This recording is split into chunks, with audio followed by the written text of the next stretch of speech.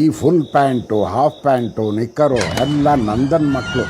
ಗಿರ್ಜಾ ಮಕ್ಳಲ್ಲಿ ಮಕ್ಕಳೆಲ್ಲ ಯಾವಾಗ್ಲೂ ಮಲಗಿದ್ರಲ್ಲ. ಇಷ್ಟ ಬೇಗ ಮಲ್ಕೊಂಬಿಟ್ರ? ಮಾಧವ, ಕೇಶವ ಎದ್ದೇಳ್ರಪ್ಪ, ಕೊಬ್ಬರಿ ಮಿಠಾಯಿ ತಂದು ನಿಂತ್ಕೊಂಡ್ರು. ಇವಕ್ ನೋಡಿ ಏನ್ ತಿಂತಾ ಇದೀವಿ ಅನ್ನೋದು ಅಂದಾಜಿಲ್ಲ. ನಂದನ್ ಪ್ರೀತಿ ಒಂಥರ ಹಾಗೆ.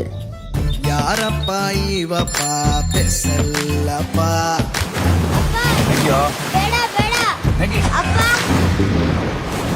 ಬರ್ಬಾರ್ದು, ಹೊಡಿ, ಕೈಕಾಲ ಅಲ್ಲಾಡ್ಸು, ಕೈಕಾಲು ಹೊಡಿ. ಹಲಸನ್ನ ಮುಳ್ಳಿದ್ರು ಬಳುಸಿಯಪ್ಪ.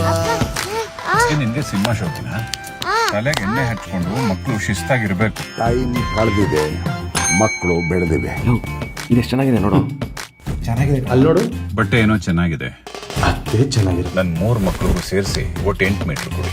ಆದ್ರೆ ನಂದನ್ ಜಬರ್ದಸ್ತಿ ಮಾತ್ರ ಹಾಗೇ ಇದೆ. ಯೂನಿಫಾರ್ಮ್ ತರ ಇದೆಯಲ್ಲೋ. ಏಯ್, ಕೆಲಸ ಮಾಡ್ರ. ನಡೀರೋ, ಅಪ್ಪ ಕರೀತಿದಾರೆ, ಬೇಗ ಬನ್ನಿ. ಬನ್ರೋ, ನಿಂತ್ಕೊಳ್ಳಿ. ನಮ್ ನಂದ ನೋಡೋಣ. ಅದೊಂದು ಅಂಗಡಿ ಇಟ್ಕೊಂಡು 3 ಜನ ಮಕ್ಕಳನ್ನ ಏನ್ ಶಿಸ್ತಾಗಿ ಸಾಕೊಂಡು ನೋಡೋಣ. ಇವ್ ಸಂಭ್ರಮ ಎಲ್ಲಿವರೆಗೆ ಹಿಂಗೆ ನಡೀತದೆ ನಾನು ನೋಡ್ತೀನಿ.